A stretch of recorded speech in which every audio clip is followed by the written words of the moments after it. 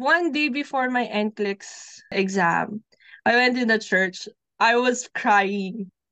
My anxiety was so high. Kasi sabi ko, was it enough? Enough na ba yung ni-review ko? From the time kasi, hindi naman ko masyadong magka-concentrate, especially sa work. Instead na, sabi ko, can I have 1 week leave before my exam? I really asked for 1 week leave. And my boss said, no, I'm so sorry. I cannot give you. I can just give you maybe 2 days before your exam, but I cannot give you 1 week to review. And then my husband was saying, just quit. Sabi niya ganon. Sabi ko, I cannot. Sabi ko, I cannot just leave them like that.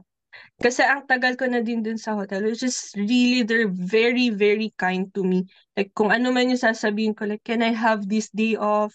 They will not say no. But that time kasi, I understand because we have a lot of function. Your hospitality world, it's the same as ano naman sa hospital, ang hirap humanap ng leave or ang hirap mag-ask ng leave from your bosses. Kasi nga, parehong may madaming pasyente sa hospitality, ang daming guest. So it's practically the same. The difference is just may sakit lang yung sa kabila. Yung mga nasa hospitality is they're enjoying their life. They're having holidays.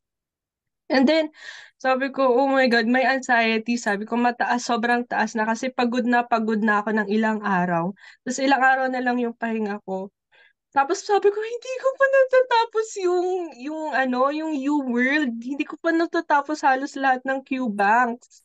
Sabi ko, papasaba ako nito.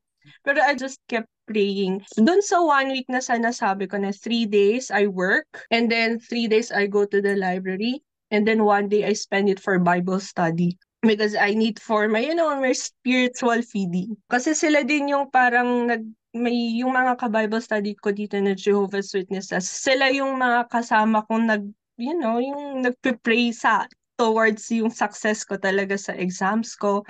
Sila yung kasama ko na, yung pinapakalma nila ako. This is what you're gonna pray during the exam or before the exam, which is very, very helpful.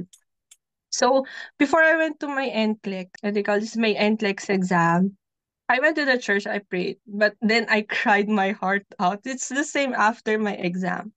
Sabi ko, bahala ka na. Sabi ko, if this is your will be done. And it's the only prayer I told during that time. When I was crying, I said, your will be done.